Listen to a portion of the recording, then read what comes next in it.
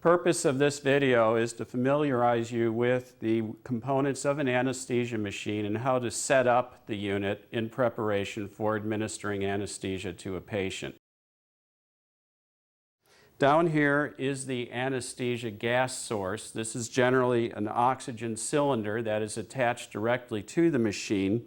Alternately, the oxygen tank can be at a remote site with a umbilical or high pressure hose attachment that plugs into a wall socket that can provide the oxygen required. From the tank, the oxygen flows through to a regulator device which drops down the oxygen from a high pressure to a lower working pressure of approximately 50 pounds per square inch.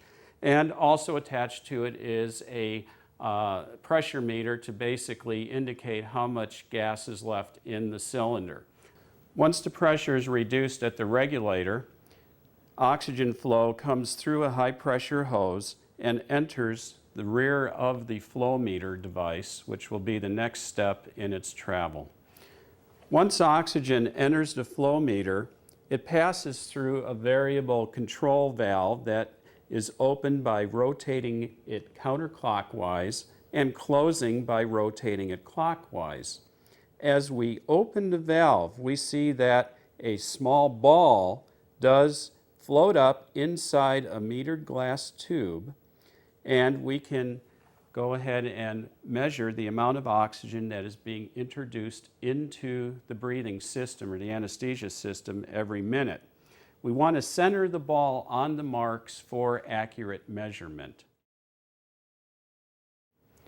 After metered gas comes out of the rear of the flow meter, the next step in the process is to go to the vaporizer. The vaporizer is a device that adds in the drug or anesthetic agent that will be delivered to the patient. The anesthesia vaporizer should be checked prior to use by looking in a window that indicates the level of the liquid anesthetic agent in the vaporizer chamber. If the liquid anesthetic agent is too low, then we will not get adequate drug delivery to the patient.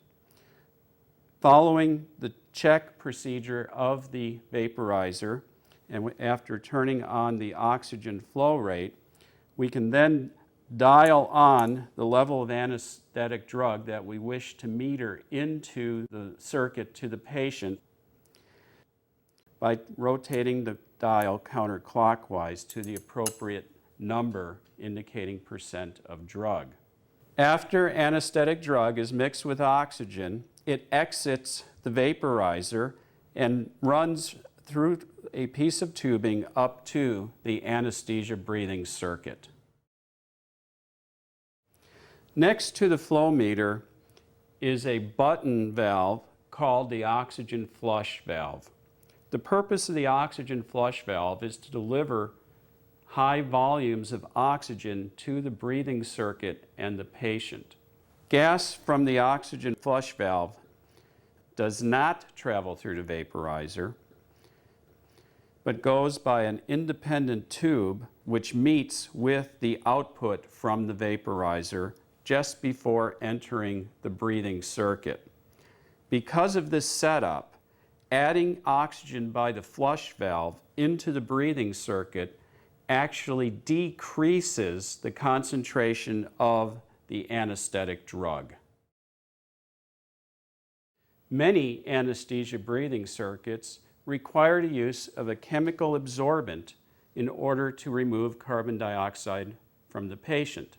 The absorbent is a granular material that needs to be checked before use. In order to check out the granular material, one opens up the housing of the anesthesia machine and slides out the material canister. Take your fingers and dig down approximately 1 inch and pull out several granules.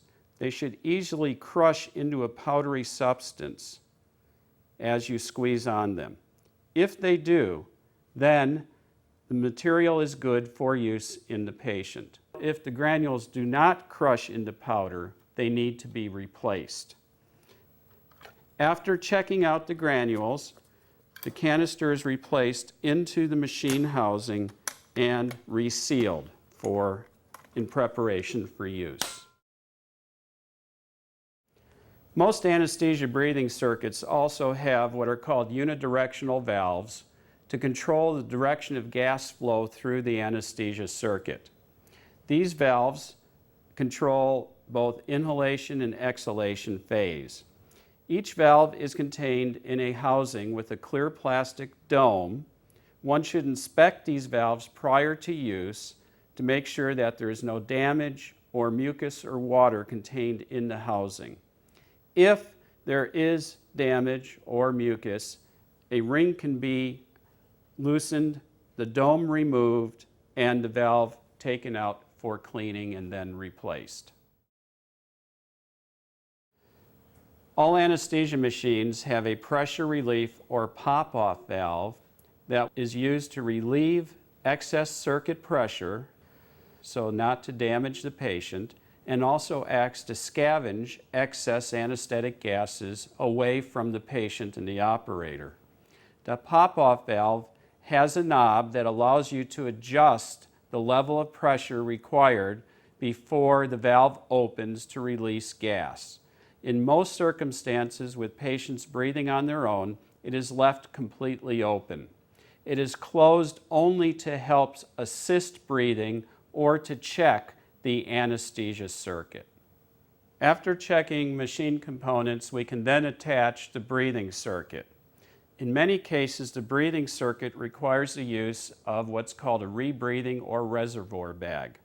We take the bag and attach it to the vertical adapter on the anesthesia machine. After attaching the reservoir bag, we can then take the tubing for the anesthesia circuit and attach it to the adapters next to the inspiratory and expiratory valves that we previously noted. We twist fit the tubing on to ensure a tight fit. Then we move down, take the patient end and plug it with our thumb. After turning the pressure relief valve closed so that the circuit now is closed, we will go ahead and introduce some oxygen from the flow valve above 20 centimeters of water pressure to make sure that the circuit is tight and not losing pressure. This circuit is tight and is ready to be used in a patient. Another common anesthesia breathing circuit is the F circuit. The F circuit differs from the normal Y piece in that both tubes run together to the patient. In order to attach the F circuit, one simply attaches the inspiratory and expiratory fittings to the correct valves on the anesthesia machine. This is an example of a non-rebreathing circuit. The Aries T-piece functions by having gas from the vaporizer carried through the clear plastic tube, which enters the system immediately adjacent to the patient. After the patient inhales and exhales gas, the exhaled gas moves down the large diameter flexible tubing out to the scavenge tubing. There is also a reservoir bag attached by the scavenge tubing to allow you to support breathing if needed. This circuit also has an adjustable valve that functions like a pop-off valve, as we showed earlier. In place of the black rubber tubing that goes to the normal breathing circuit, we replace it with a clear plastic tubing that goes to the non-rebreathing system.